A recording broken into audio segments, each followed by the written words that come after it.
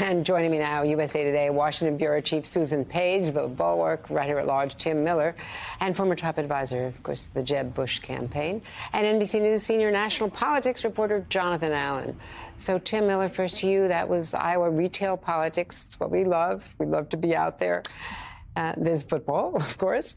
It's politics at its best. So talk about the role that Governor Reynolds could play if she chooses to endorse, and the fact that the DeSantis team is already playing down expectations, saying a strong second-place finish in the caucuses would be good enough.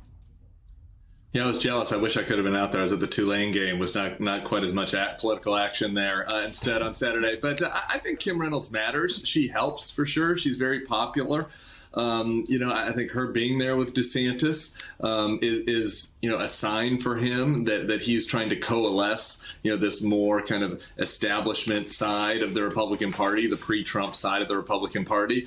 Now, here's the problem, though. That split screen, if you will, at the same event of Donald Trump, kind of getting treated like a celebrity, like a star, like a former president. And that grosses me out. I much preferred the people booing him than the people cheering him. But you just can't ignore the reality, which is that Donald Trump was treated like a star.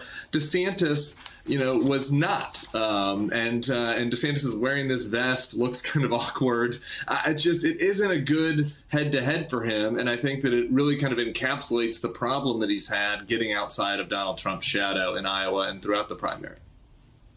And Jonathan Allen, you've got some exclusive new reporting on the fact that it's kind of unknown to a lot of us, to most people, I think, that Donald Trump has a post-presidential office, as all presidents do, already set up, paid for by the taxpayers, but he's handling things a little differently outside the lines.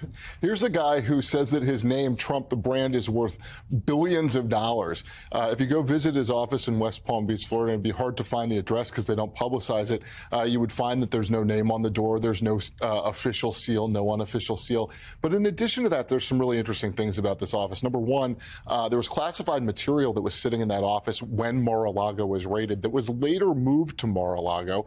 That's part of the reason that the Justice Department prosecutors asked Trump's team, his legal team, to start searching other places. Wow. And so this office was searched by a private firm on behalf of Trump's lawyers, but it has not been searched by the FBI, or at least there's no indication that it's been searched by the FBI. People who have seen it have said that there are boxes, bankers' boxes, like the ones you saw in Mar-a-Lago, piled all over the place. And in addition to that, he has a bunch of political aides that are working out of this office. It is not clear that he's put any safeguards in place to allow for government work to be done in the government place and political work to be done in a political place. So it'd be interesting to see what comes of all of this. But the truth is he's got this very odd little office about 10 minutes from Mar-a-Lago that's holding a lot of boxes of stuff. It raises two other questions, because in addition to classified material, which obviously is its own category, any presidential records, post-presidential records, belong to the National Archives and belong to the people. And Andrea, that's such an important point that I think people forget in all of this, right? Because we're talking about classified material, and that's really buzzy.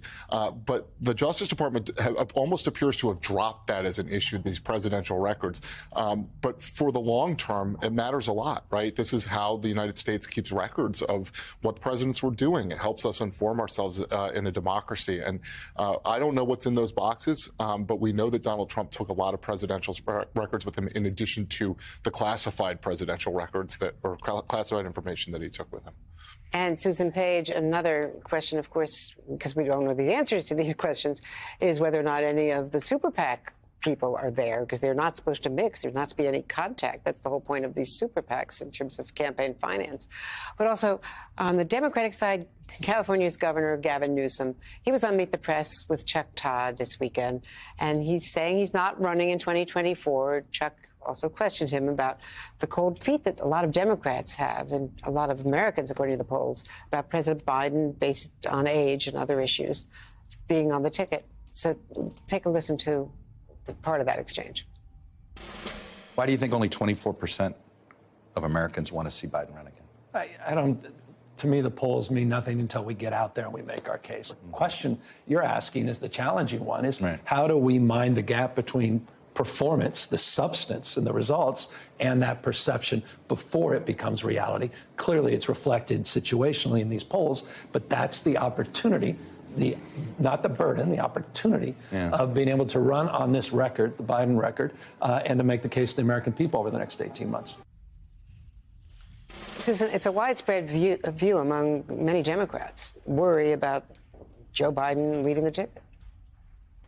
Yeah, absolutely. There's more nervousness as the polls continue to show his popularity not going up, but beginning to ebb a bit in the CNN poll that came out a couple days ago.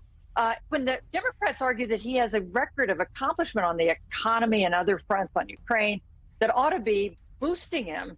So this is of concern to Democrats, but I think Governor Newsom is making the common sense, recognizing the common sense political reality that Biden is going to be the nominee unless Biden chooses not to be for some reason. And he was arguing that Democrats, the establishment, need to get behind him and improve his prospects here because he is very likely going to be leading the ticket.